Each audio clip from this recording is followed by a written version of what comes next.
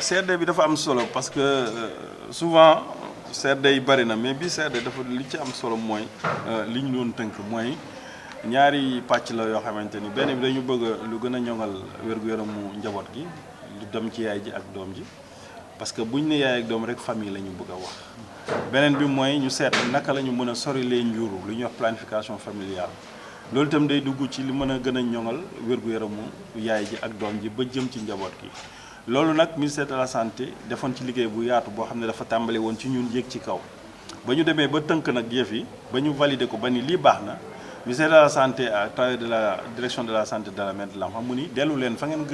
taataane woon yëf yi ngeen wax leen li ñu tënk lan la.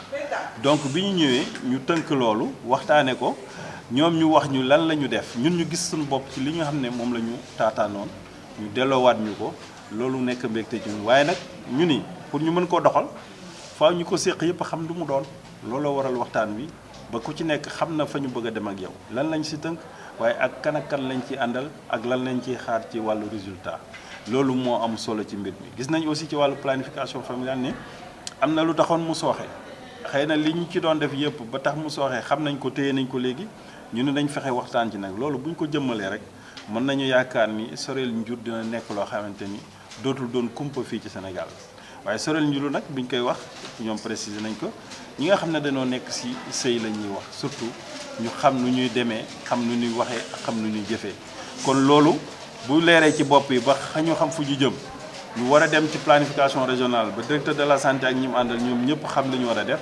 foog naa ni ñun nag am nañu sañ-sañu ne leen nag comme jox ngeen ñu lii ak lii te wan ngeen ñu yoon wu ñu war a jaar ñun lii lañ leen di indil ci résultat te fas nañu yéene indi résultat pour que région de Thiès améliore santé de la mère et de l'enfant mais aussi gën a jëmmal planification familiale ci dundinu. Aujourd'hui on était là pour partager sur deux plans le plan stratégique de la santé de la reproduction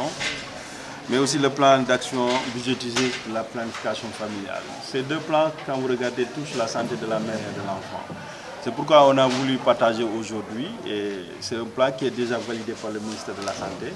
Mais on a tenu à faire la vulgarisation au niveau des régions pour que chaque région, surtout pour ce qui nous concerne Thiès, qu'on puisse tirer la quintessence même de ce qui nous intéresse à ce niveau pour partager et implémenter toutes les infrastructures, mais toute la population de Thiès.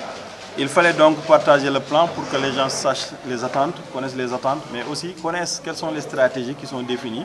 pour aller vers une meilleure prise en charge de la santé de la mère et de l'enfant, mais aussi pour aller vers un bon plaidoyer par rapport à la planification familiale, qui intègre bien sûr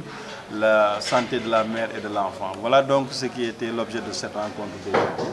et qui a réuni l'ensemble des acteurs, l'ensemble des parties prenantes, mais aussi tous ceux qui nous accompagnent dans le déroulé de la politique de santé au niveau de la région. Parce qu'en matière de politique sanitaire, on a besoin d'un engagement communautaire, parce que tout ce qui nous permet d'atteindre les résultats repose sur la dynamique communautaire. C'est pourquoi on a voulu intégrer et impliquer tous les acteurs au niveau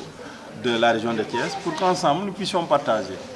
connaître vraiment les grands axes de ce plan, mais aussi connaître les stratégies qui nous mèneront vers les résultats pour qu'au moment de la phase opérationnelle, c'est-à-dire de la mise en œuvre,